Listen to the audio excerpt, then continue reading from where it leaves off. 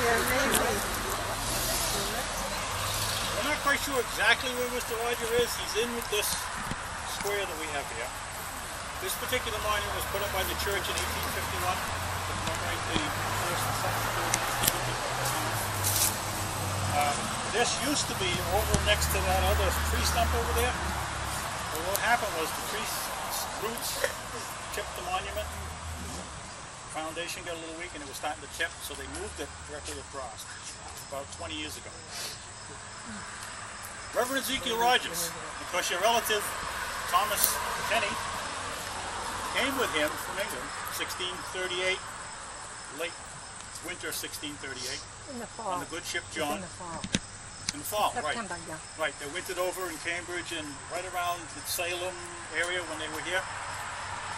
The reason they came was that they were Puritans.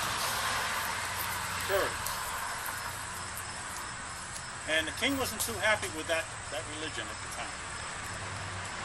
So the king said to the churches, you're going to have to teach the book of sports. And basically some of the things that the book of sports did was dancing on Sunday, those types of things. Just exactly the opposite of what they wanted to do. So Mr. Rogers didn't like that idea at all and didn't do it. He defied the king. The king suspended him from his preaching. He was no longer allowed to preach. So you got to wonder about these people that said they felt so strongly about their religion that they would pack up everything they owned that they could carry, abandon their property in England, get on a ship, and over here in the wintertime with absolutely nothing. No land, no buildings, no houses, nothing. So it's amazing to me, their dedication to the religion, that they would actually do that. I think I would have to think long and hard before I just packed up and just left and went somewhere where there was nothing. Rogers was a little bit smarter than that. He had relatives here. He actually had a cousin in Ipswich who was a preacher at the time that they arrived. Quinnipiac. I don't know if you've heard of that. There was a insurance ad at one time that talked about Quinnipiac. Quinnipiac is now New Haven, Connecticut. And there was a settlement down there that really wanted Mr. Rogers down here. They invited him down over the winter time, 1638, 1639, and wanted him to bring his people down here and settle with them. So he went down, he sat down with the people there and talked to them, put on, from what you can read between the lines, quite a few demands that he wanted for his people. And they actually agreed. So they were all, he came back, they were planning to move down there in the spring. Well, over the winter time, people down there decided they really didn't want to meet all his demands. So that deal fell through. So now what do? They actually need to get some land somewhere and start building things because the spring is coming on, summer's coming on. They don't want to spend another winter without anything.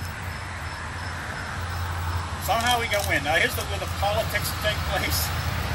Because there was a general court here, which is today what we consider our legislation.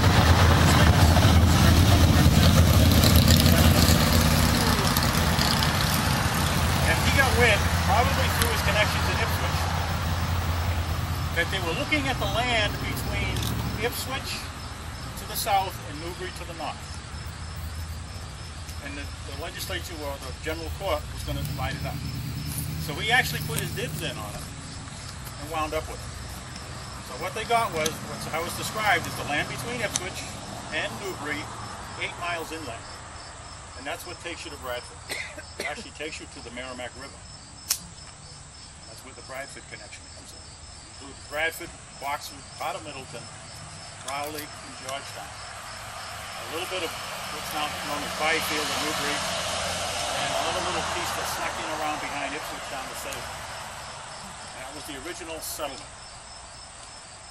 And you got to think, now okay, they've got their land, now they've got to build a meeting house, they've got to build their homes to live in, they've got to plant gardens and crops so that they can get food.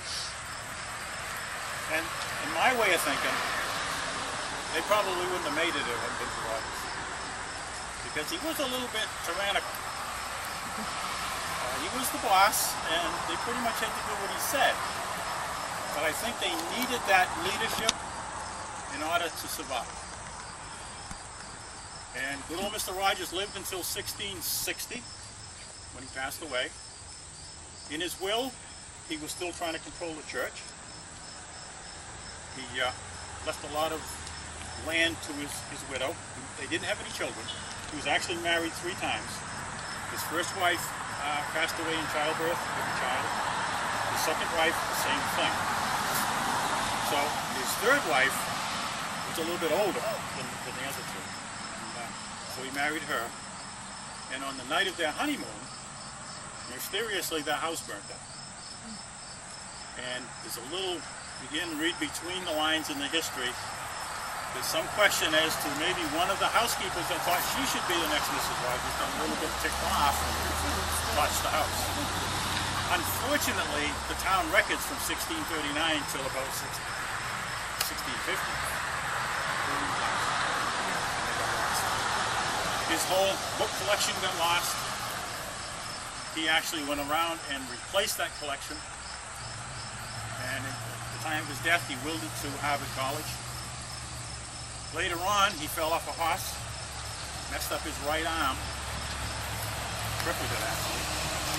Had to learn to write all over again with his left hand.